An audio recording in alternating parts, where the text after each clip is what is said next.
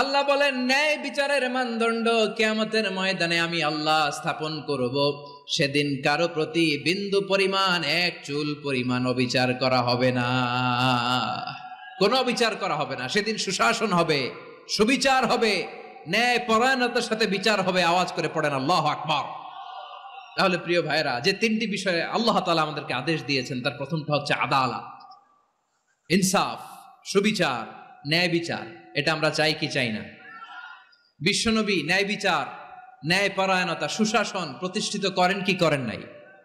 আপনারা বিশ্বনবীর সিরাত যারা পড়েছেন, আপনি দেখবেন বিশ্বনবীর সিরাতের পরতে পরতে, বাঁকে বাঁকে, সিরাতের বাঁকে বাঁকে এই আদালতের নমুনা মেলে। সুবহানাল্লাহ বলেন।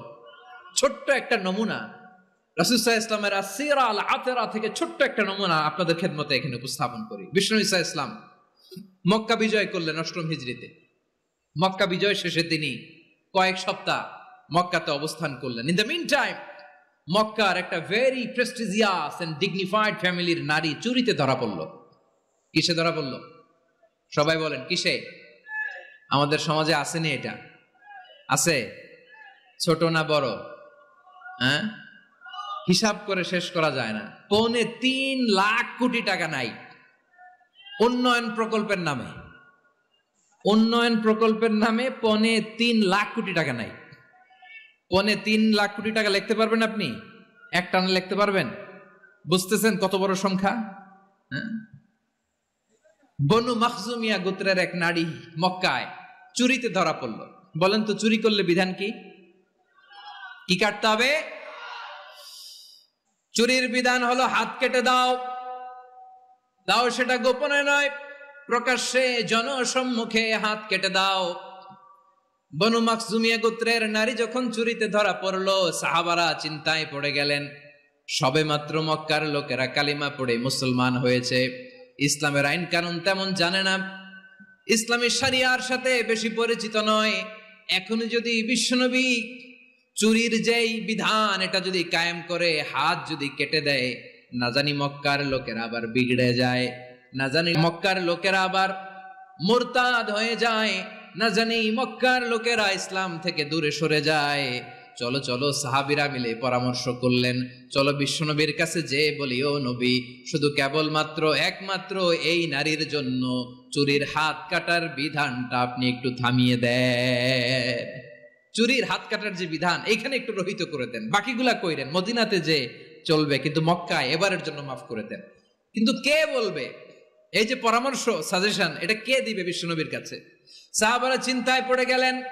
আল্লাহর নবীর সামনে দাঁড়িয়ে আল্লাহর দেয়া হুদুদ, আল্লাহর দেয়া বিধান থামিয়ে দেওয়া, মাফ করে দেওয়া, এই কথা বিশ্বনবীর সামনে বলার সাহস তো কেউ রাখে না। কেউ কেউ বলল, বিশ্বনবীর পালক পুত্র যায়েদ বিন হারেসার সন্তান উসামারে বিশ্বনবী নাতির মতো আদর করে, বড্ড বেশি ভালোবাসে উসামারে। এজন্য সাহাবারা উসামাকে বলতো হিব্বু রাসূলিল্লাহ, বিশ্বনবীর ভালোবাসা। কি বলতো? সাহাবীরা বললেন বিশ্বনবীর ভালোবাসা হিব্বু রাসূলিল্লাহ, উসামারে পাঠাও। উসামারে বিশ্বনবী নাতির মতো স্নেহ করে, মায়া করে, ভালোবাসে। আমরা পারবো না, উসামা পারবে। সবাই মিলে ফুলিয়ে ফুসিয়ে উসামাকে, ছোট্ট উসামাকে রাজি করালো। উসামা এমন এমন কথা যে তুমি বিশ্বনবীর কাছে বলতে হবে, পারবা নাকি? উসামা বলে পারবো। সাইয়েদনা উসামা রাদিয়াল্লাহু তাআলা আনহু তরুণ সাহাবী বিশ্বনবীর কাছে গেলেন, যে বললেন, নবী, বনু মাখজুমিয়া গোত্রের এক নারী চুরিতে ধরা পড়েছে, এবারের জন্য কি এই মহিলাটারে মাফ করে দিলে হয় না? এবারের জন্য একটু ক্ষমা করা যায় না নবী? বিশ্বনবী বলেন, আতাশফাউ ফি হাদ্দিম মিন হুদুদিল্লাহ, তোমার এত বড় সাহস উসামা, তুমি আল্লাহর হাত, আল্লাহর দেয়া বিধান, এটার ব্যাপারে সুপারিশ করতে এসেছো?